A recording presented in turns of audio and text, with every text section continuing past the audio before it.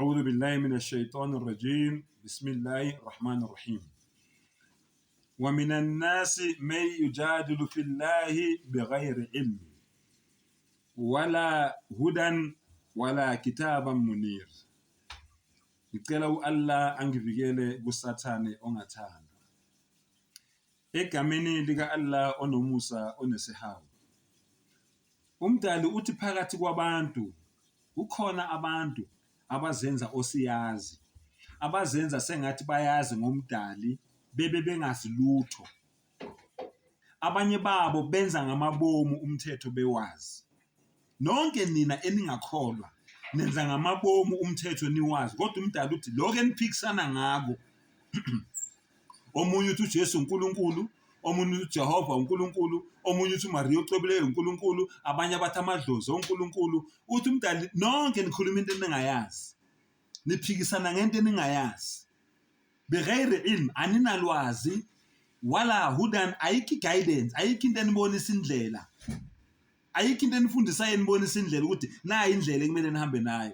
Wala kitabi munir, aninayo ngisincwadi enifundisa ngokuthi nihambe ekhanyeni, ayikho, aninayo. Kusho umdala, kusho kaMbatha umntwana. Lalelani nginika ubufakazi bangempela yalento le esho umdali la kwiQuran. Uma ungabuza wonke amaKristu, bonke abantu abakhonza uJesu, bonke abantu abathi uJesu indodana kaNkulunkulu, bonke abantu uJesu uNkulunkulu, mawungababuza bonke lo mbuzo engizokubuza wona manje, ngabe niyamthanda yini uJudas Iscariot? Anguphindele, ngabe niyamthanda yini uJudas Iscariot? Uma ngabe ekhona umKristu othanda uJudas Iscariot, ngicela enze ivideo angitshela athi baMbatha mina ngiyamthanda uJudas Iscariot, umKristu. Bese uyayibuza ke manje bonke bayamzonda uJudas Iscariot, wonke amaKristu. Mawuthi yababuza bathi umdayisi loyo wadayisa ngoJesu, kusho bona bamzondela lokho, abamthandi uJudas Iscariot. Bathi umdayisi wadayisa ngoJesu, wadayisa ngenkosi yabo, wadayisa ngoNkulunkulu wabo, kusho amaKristu. Lalela ukuthi yini umdali ethi nikhuluma into eningayazi. Nimzonda kanjani uJudas Iscariot? Kuuye owaba isizathu sokuthi uJesu abethelwe esiphambanweni izono zenu bese ziyagezwa ngegazi lakhe.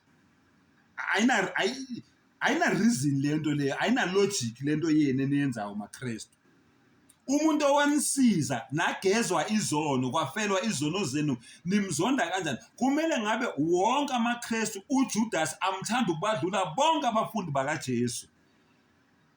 Ngoba phela uJudas uyena owaba isizathu ukuba uJudas akamthengisanga uJesu. uJesu wayengeke abethelwe esiphambanweni, izono zenu zayingeke zigezwe.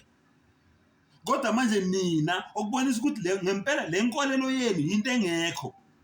Nizonda umuntu owanisiza, niyamzonda nina nithi wenza into wrong, kodwa kusho nina futhi nithi izono zenu zahlanzwa ngegazi lakhe uJesu. Yabona ukuthi ayikho lento enikholelwa kuyo.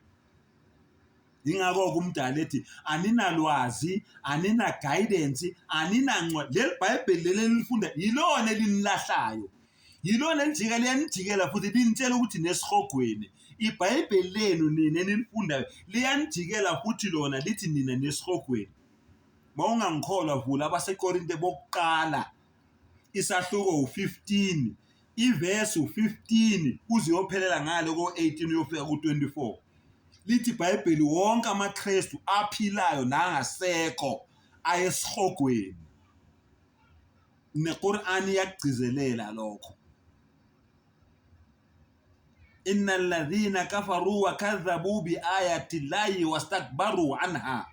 Lawo bantu labo abangakholwa abaphikisana nani nezimpawu nembhalo kaAllah bayaphenduka bafuna ukulalela.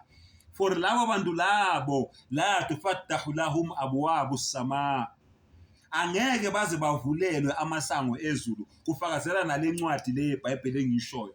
Bonke abantu labo abangafuna ukukholelwa, abathuka umdali, abathi umdali uziqu intathu, abathuka umdali, abathi umdali unabantwana noma unamadodana noma unendodana, lawo bantu labo kuthiwa amasango ezulu angeke baze bavuleleke labo bantu labo. Subhanallah. wala yadkhuluna aljannata hatta yalija aljamalu fi sammi alkhiyat. angeke baze bangene eparadise, angeke baze babuzwe ubumnandi bempilo yaphakade, impilo yenjabulo, impilo yentokozo, impilo yokwethaba until ikamela liphume embobeni yenalithi. Ngicabanga ukuthi mawuya nalapha kuLuka lokuzana, kuLuka 4:10 uzoyithola futhi le nkulumo engitshela ngayo ukuthi liyoze liphume embobeni yosungula ikamela before nibone umbuso wezulu. Iyangimangaza-ke mina indaba yenu ukuthi kanti kahle le nkolo lelo yenu kwenzakalani ngani.